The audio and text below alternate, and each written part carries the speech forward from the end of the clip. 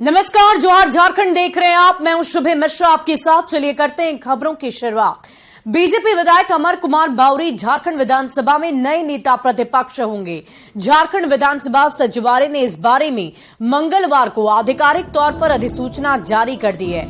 इस फैसले के बाद करीब 4 साल बाद सदन में मुख्य विपक्षी दल बीजेपी को नेता प्रतिपक्ष का पद मिला है और इससे पहले बीजेपी ने बाबूलाल मरांडी को विधायक दल का नेता चुना था, लेकिन दल बदल के मामले की वजह से विधानसभा सचिवालय ने मान्यता नहीं दी थी और इसी के साथ जयप्रकाश भाई पटेल को भी विधानसभा सचिवालय की ओर से बीजेपी का मुख्य सचेतक के रूप में मान्यता की अधिसूचना जारी कर दी गई है। तो सियासत से जुड़ी हुई आपको बड़ी जानकारी दे रहे हैं। अमर बावरी बने हैं नेता प्रतिपक्ष। विधानसभा सचिवालय की तरफ से अधिसूचना जारी की गई जिसमें अमर बावरी को नेता प्रतिपक्ष बनाया गया है। मुख्य सचेतक बीजेपी के बनाए गए हैं। विधानसभा सचिवालय से यह अधिसूचना जारी की गई है। बड़ी जानकारी आपको दे रहे हैं। तो सियासत से जुड़ी हुई ये बड़ी खबर आपको बता दें, जेपी भाई पटेल बने बीजेपी के मुख्य सचेतक और साथ ही साथ 16 अक्टूबर 2023 की डेट से अधिसूचना जारी कर दी गई है।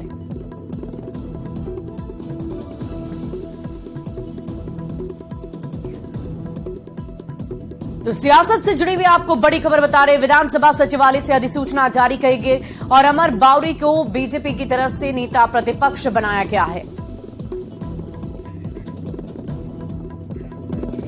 और बीजेपी प्रवक्ता प्रतुल शाहदेव ने कहा है कि सत्ता पक्ष बीजेपी से डरा हुआ है और यही वजह है कि करीब 4 साल बाद विधानसभा को नेता प्रतिपक्ष मिला है। उन्होंने सीएम से कहा कि अब सूचना आयुक्त और लोक आयुक्त की भी नियुक्ति जल्द करनी चाहिए। को बाबूलाल मरांडी का खौफ इतना सताता था कि 3.5 वर्षों तक स्पीकर वही करते दिखे जो मुख्यमंत्री कह रहे थे कि भारतीय जनता पार्टी प्रतिपक्ष के नेता पद के लिए तरस जाएगी। और बड़ा कन्वीनियंट भी था इनके लिए, क्योंकि इतना भ्रष्टाचार इनके सरकार में है तो लोकायुक्त और सूचना आयोग जैसी संस्थाएं जहां से भ्रष्टाचार पर अंकुश लग सकता है उनको भी इन्होंने दंतहीन कर दिया। तो हम तो अब पूरे तरीके से नेता प्रतिपक्ष की भी नियुक्ति हो गई है। अब मुख्यमंत्री को देखना है कि कितने जल्दी लोकायुक्त और सूचना आयोग जैसे पदों पर नियुक्ति होगी। लेकिन भारतीय जनता पार्टी पूरी मजबूती के साथ 2024 में 3 बड़े चेहरों के साथ चुनाव में जा रही है। वहीं जेएमएम प्रवक्ता मनोज पांडे ने कहा है कि अब जाकर बीजेपी को सुदृढ़ि आई है। बीजेपी को शुरू में ही अपनी पार्टी के सदस्य को नेता प्रतिपक्ष चुन लेना चाहिए था। जेएमएम प्रवक्ता ने उम्मीद जताई है कि जब जितने भी रिक्त पद खाली हैं, चाहे सूचना आयुक्त हो या लोक आयुक्त, सभी पदों को जल्द भर लिया जाएगा। कर्मिता भारतीय जनता पार्टी ने दिखलाई और इस राज्य के साथ एक घिनौना मजाक किया और आज कई आयोगों का गठन नहीं हो पा रहा था। ये बात समझने की आवश्यकता थी। इनको सुबुद्धि आई मगर 3.25 साल लग गए और आज जब किसी दूसरे जो इनके दल के विधायक थे उनका नाम आया, मान्यता तुरंत दिया गया विधानसभा से। चलिए, सुबुद्धि आई कम से कम 3.25 साल बाद। हठधर्मिता इन लोगों ने छोड़ा और अब आयोगों के गठन का रास्ता या मार्ग प्रशस्त होगा। ये स्वागत है।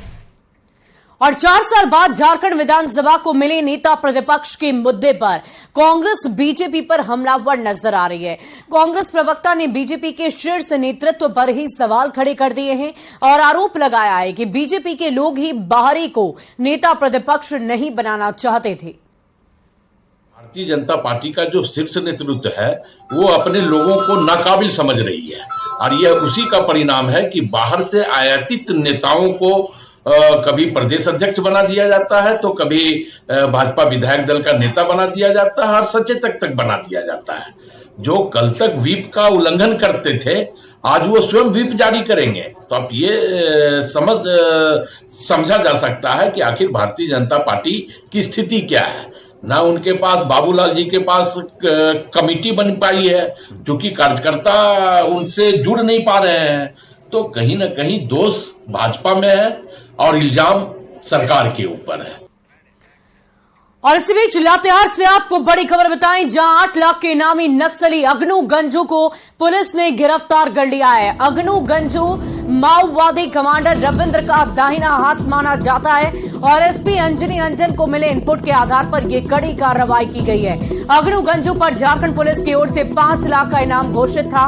जबकि एनआईए की ओर से उस पर 3 लाख का इनाम रखा गया था। हालांकि अभी तक पुलिस की ओर से नक्सली अगनू गंजू की गिरफ्तारी की पुष्टि नहीं की गई है। बड़ी जानकारी आपको दे रहे लातेहार से ये बड़ी खबर, एनआईए की तरफ से 3 लाख का इनामी नक्सली अभी तक गिरफ्तारी की पुष्टि नहीं की गई है। लातेहार से ये बड़ी जानकारी, अग्नि गंजू की गिरफ्तारी को लेकर ये बड़ी बात सामने आ रही है। 8 लाख का इनामी नक्सली गिरफ्तार हो चुका है। हालांकि गिरफ्तारी की पुष्टि अब तक नहीं की गई है।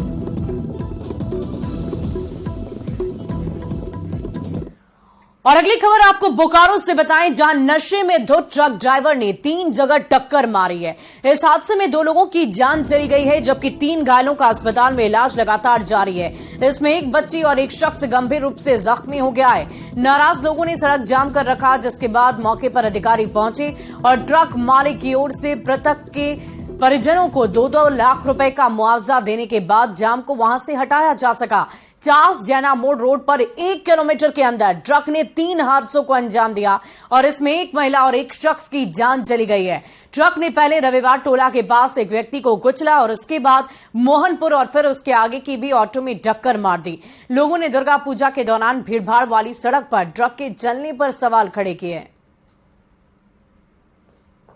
8 चक्का 10 चक्का का जो ट्रक है, बस है, उस रोड से क्यों पास करता है जबकि 4 लेन बना दिया गया है? तो बस तो कुछ हद तक समझ में आता है कि यात्री को लेने के लिए, लेकिन ट्रक का क्या उद्देश्य है? चालक बहुत नशे में, और चालक जो है नशा में गाड़ी चला रहा था। बांधडी से होते हुए मारते मारते जो है सो गर्ल्स हाई स्कूल और उधर फिर नीचे भी जाकर के टेम्पू चालक को मार दिया है। बताइए, इस तरह का स्पीड से गाड़ी यदि चला रहा है और प्रशासन जो है सो नींद में सोया हुआ है ना, सिर्फ बालू का अवैध वसूली करने के लिए प्रशासन बना है। दुर्गा पूजा का माहौल चल रहा है और इसमें जो है हम कहना चाहेंगे कि जब दुर्गा पूजा जना मोड़ में आप देखते हैं कि इतना जो है भीड़ भाड़ वाला इलाका है, यहाँ जो है पूजा होता है, उसमें जो है प्रशासन के तरफ से लापरवाही जो है बरता गया है। कहीं जो है यहाँ बैरिकेडिंग वगैरह नहीं दिया गया है। और धनबाद में दुर्गा पूजा के दौरान पुलिस शराब के अवैध कारोबार पर सख्त नजर आ रही है। कतरास थाना क्षेत्र के लकड़का कटहल धौड़ा में किराना दुकान में अवैध रूप से अंग्रेजी शराब की बिक्री और स्टॉक किए जाने की जानकारी मिली थी, जिसके बाद पुलिस टीम ने छापेमारी कर किराना दुकान से भारी मात्रा में शराब की बरामदगी की। वहीं दुकानदार को भी गिरफ्तार कर लिया गया। पूछताछ के दौरान दुकानदार शराब से जुड़े कागजात नहीं दिखा सका था। छापामारी दल के द्वारा उक्त स्थान पर जाकर जब छापामारी किया गया तो भारी मात्रा में उस राशन दुकान से शराब जब्त किया गया है। उसके संबंध में राशन दुकान संचालक से जब वैध कागजात का मांग किया गया तो उसके द्वारा किसी प्रकार का कोई कागजात प्रस्तुत नहीं किया गया, जिसके बाद वहां से एक दुकानदार जो दुकान संचालक था रोशन कुमार गुप्ता, पिता सूरज राम गुप्ता, पता कटहल धोड़ा, को गिरफ्तार कर थाना लाया गया। आवश्यक पूछताछ हेतु थाना लाया गया। और नवरात्र पर मुख्यमंत्री हेमंत सोरेन बेघरों को आशियाने का तोहफा देने जा रहे हैं। केंद्र सरकार की ओर से पीएम आवास योजना की मंजूरी नहीं मिलने पर राज्य सरकार ने अबू आवास योजना शुरू करने का फैसला लिया है। इसके तहत अगले 3 साल में 8 लाख गरीबों को आवास देने पर मुहर लग गई है। आज होने वाली कैबिनेट की मीटिंग में इस पर मुहर लग सकती है। ग्रामीण विकास मंत्री आलमगीर आलम ने बताया कि चालू वित्तीय वर्ष में 2 लाख अबू आवास दिए जाएंगे। 3 कमरों के अबू आवास योजना के जरिए लाभुकों को मनरेगा के तहत 95 दिन में 2 लाख रुपए की मजदूरी भी दी जाएगी।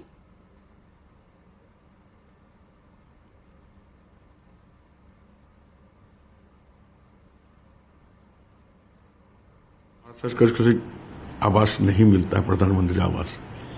तो हमारे यहाँ पर सैकड़ों नहीं है। हमारा जो डाटा है 8 लाख लोगों का अभी भी मकान जो है देना आवश्यक है। जो कोई तिरपाल टांग कर रहते हैं, तो किसी का कच्चा का मकान है, टूटा हुआ है, टाली का है। और इसमें हम लोग निर्णय लिए कि हम 3 साल 2023-24, 2024-25 और 2025-26 तो 2 साल अभी 2 टेन्यूअर हम लोग के पास है। तो 2 टेन्यूअर में करीब करीब हम लोग 5.5 लाख हम लोग आवास देंगे। इस वित्तीय वर्ष में हम 2 लाख अबू आवास देने जा रहे हैं और नवरत्न में सौगात भी देने जा रहे हैं। ये एक सरकार और माननीय मुख्यमंत्री का एक यहाँ की जनता को एक दिन तोहफा देने के काम कर रहे हैं। और ये आशियाना का तोहफा होगा। जो लोग तिरपाल के नीचे आसमान देख रहे हैं उसके लिए एक तो बड़ी तोहफा हम लोग देने जा रहे हैं। राशि का होगा सर, कितने कमरों का होगा? ये 3 कमरा का होगा, 30 स्क्वायर मीटर का होगा। और झारखंड के सूखा पीड़ित किसानों के लिए खुशखबरी है। जिन किसानों ने फसल राहत योजना का निबंधन अब तक नहीं कराया है, उन्हें निबंधन कराने के लिए 30 नवंबर तक वक्त दिया गया है। इसकी घोषणा कृषि मंत्री बादल पत्रलेख ने की है। साथ ही 90% अनुदान पर बीज देने का भी ऐलान किया गया। झारखंड के 45 लाख निबंधित किसानों में से महज 13 लाख किसान ही अब तक निबंधन करा सके हैं।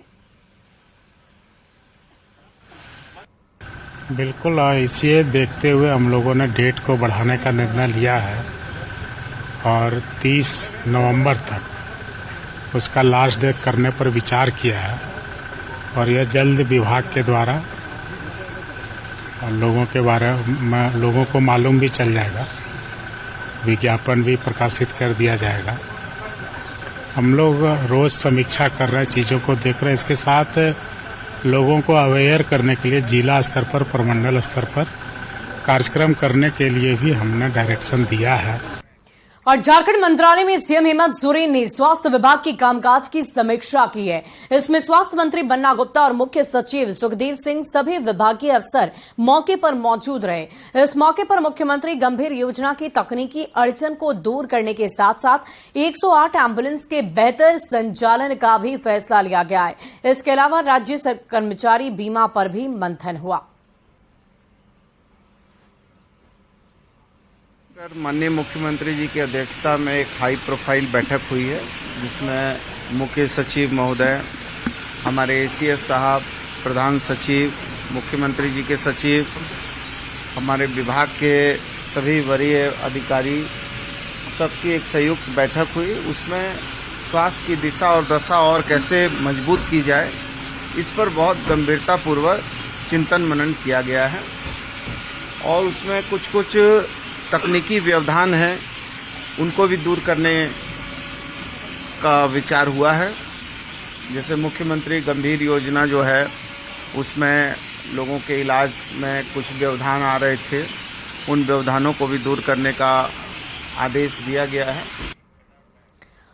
वहीं गिरिडीह में इन दिनों सरकार के आदेश के बाद जंगलों की अंधाधुंध कटाई हो रही है। बताया जा रहा है कि रैयती या बंदोबस्ती जमीन पर लगी यूकलिप्टस के जंगल को काटने का सरकार ने आदेश जारी किया है और इसके बाद रोजाना लगभग 50 ट्रक से अधिक लकड़ियों को गिरिडीह से उत्तर प्रदेश भेजा जा रहा है। जिस तरह से यूकलिप्टस के पेड़ों की कटाई हो रही है, उससे पर्यावरण पर नेगेटिव असर की आशंका जताई जा रही है। साथ ही इस जंगल को फिर से बसने में करीब 50 साल भी लग सकते हैं। डीएफओ ने कैमरे पर बातचीत करने से इनकार करते हुए सरकार के आदेश से पेड़ों की कटाई की बात कही। और अधिक जानकारी दे रहे हैं गिरिडीह से संवाददाता एजाज अहमद। झारखंड सरकार की तरफ से ये आदेश है कि बंदोबस्त जमीन पे जितने भी लिप्टस का पेड़ हैं उसे काट कर बेचा जा सकता है। और सरकार ने बायजब्ते नोटिफिकेशन जारी करके ये आदेश दिया है। तस्वीरों में आप साफ देख सकते हैं कि इस प्रकार जो यहाँ पे ट्रक में लिप्टस के पेड़ को काट करके तने को यहाँ पर के डाला जा रहा है। वहीं आपको बता दें, पूरे जिले भर में इसी तरह ट्रकों में भर करके पूरे सामान जो जितने लकड़ी हैं, लिप्टस के पेड़ हैं, उसे उत्तर प्रदेश ट्रांसफ़र किया जा रहा है, उसे एक्सपोर्ट किया जा रहा है। वहीं बता दें, अगर आंकड़ों की बात करें तो जिले भर में रोजाना लगभग 50 ट्रक माल इसी तरह ट्रांसफर हो रहे हैं। तो कहीं ना कहीं ये बताया जा रहा है, लोगों के द्वारा भी ये बताया जा रहा है और अधिकारियों का भी कहना है ऑफ द रिकॉर्ड कि सरकार का यह गलत फैसला है, क्योंकि एक लिप्टस का पेड़ को तैयार होने में लगभग 50 वर्ष लगते हैं। ऐसे में अगर इतने भारी संख्या में पेड़ों की कटाई होगी तो लगभग 50 से 100 वर्ष लगेंगे इसकी भरपाई करने में। और ये जो सरकार का फैसला है बिल्कुल ही गलत है। लेकिन कहीं ना कहीं यहाँ के लोगों का भी कहना है कि ये फैसला सही है, क्योंकि लिप्टस के पेड़ की वजह से जो जलस्तर है वो नीचे चला जाता है। तो पेड़ इतने संख्या में कट रहा है, क्या कुछ कहना चाहेंगे? हम क्या कहेंगे, जब सरकार का आदेश है हम क्या कर सकते हैं। इससे तो नुकसान तो लोगों को हुई है ना। आदमी बोलता है कि जल भी सूख जाता है, इस पौधा जो है पानी बहुत ज्यादा खींचता है। वैसे सब पौधा पेड़ खींचता है, मगर ये जो पौधा है नहीं ज्यादा खींचता है पानी। अब क्या लग रहा है, जो सरकार ने फैसला ली सही है गलत? एक नियर तो हम लोग समझ रहे हैं कि सही है। आपको नहीं और लगता है ये कि इतना ये लकड़ी जो है तो ये लकड़ी में उतना कामयाब में भी नहीं आता है जल्दी। तो आपको नहीं लगता कि इसका तैयार होने में फिर 50 वर्ष लग जाता होगा? लग जाता है, फिर सरकार उसमें लगाने के लिए भी गाछ दे रहे हैं। अभी तक कितना लकड़ी काट के भर चुके हैं? देखिए एक ट्रक भर चुके हैं, अभी फिर कटा के फिर भरेंगे। हम लोग मजदूर है तो क्या पेड़ आप ही लोग काट रहे हैं? नहीं काटे लोग दूसरा आदमी। सिर्फ आप भरने का काम कर रहे हैं। तो भारी संख्या में पेड़ों की कटाई हो रही है, इसका निश्चित रूप से पर्यावरण पर दुष्प्रभाव भी पड़ने वाला है। ग्रिड से न्यूज़ 18 के लिए मैं एजाज अहमद। चाईबासा के खोटपानी प्रखंड में 87 करोड़ की जलापूर्ति योजना से क्षेत्र के 46 गांव में जलापूर्ति की जानी है। योजना का काम लगभग पूरा हो चुका है और इस योजना में इंटेक वेल और जल मीनार निर्माण का काम पूरा किया जा चुका है। वहीं पाइपलाइन का काम भी पूरा हो चुका था और इलाके के लोगों को जल्द पानी मिलने की आशा थी, लेकिन चाईबासा चक्रधरपुर नेशनल हाईवे की चौड़ीकरण योजना के कारण इस जलापूर्ति योजना पर अब ब्रेक लगा दी है। सड़क चौड़ीकरण की वजह से मुख्य सड़क के किनारे बिछाई गई जलापूर्ति योजना की पाइप को निकाल दिया गया है और अब इस पाइपलाइन का काम दोबारा NHAI करेगी। इसके बाद भी जलापूर्ति योजना से लोगों को पानी मिल पाएगा। वही उस समय पिछले साल टेस्टिंग हो गया था, उसके बाद तो हुआ ही नहीं है। अभी हम लोग को कोई खबर तो नहीं मिला है कि मिलेगा नहीं मिलेगा, कब मिलेगा कौन जाने। नहीं मिल रहा, पानी सप्लाई ही नहीं हो रहा गांव में, किसी का भी गांव में सप्लाई नहीं है। ये आसपास का गांव में कहीं नहीं है। नहीं, कब से बन के तैयार है ये? 1 साल से थोड़ा ज्यादा ही हो गया है। अच्छा, अभी तक तो कोई चालू नहीं हुआ। अब देखना यह है कि NH अथॉरिटी द्वारा ये पाइपलाइन का काम कब तक पूरा किया जाता है, कितनी जल्दी ये काम पूरा होता है, जिससे कि 87 करोड़ की जो जलापूर्ति योजना है उससे 46 गांवों को इसका जल्द लाभ मिल सके। और विलुप्त होती मंच की कला को बचाने के लिए सिमडेगा के बीरू में युवकों ने खास पहल की है। इस बार उत्तर प्रदेश से कलाकार बुलाकर दुर्गा पूजा के दौरान रामलीला का मंचन शुरू किया गया है, जो लोगों की आस्था का केंद्र बना हुआ है। कलश स्थापना से शुरू हुई रामलीला विजयादशमी के दिन समाप्त हो जाएगी। इन कलाकारों से प्रेरणा लेकर बीरू के युवा नवरात्र के 9वीं के दिन खुद एक नाटक का मंचन करने वाले हैं। आपको बता दें कि करीब 25 साल बाद सिमडेगा में रामलीला का मंचन किया जा रहा है। खूबसूरती पे तुझे इतना घुमाने वाला पीढ़ी है, उसमें अभिनय क्षमता को विकसित करना, लोगों को जो हमारी संस्कृति है, जो संस्कार है, उससे रूबरू करना। रामलीला में आप प्रभु राम के जीवन का दर्शन करते हैं और प्रभु राम के जीवन का दर्शन ही अपने आप में सबसे बड़ा संस्कार है।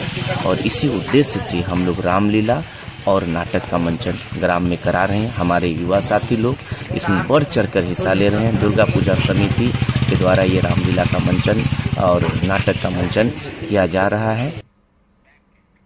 और फिलहाल इस बुलेटिन में अभी के लिए बस इतना ही। नजर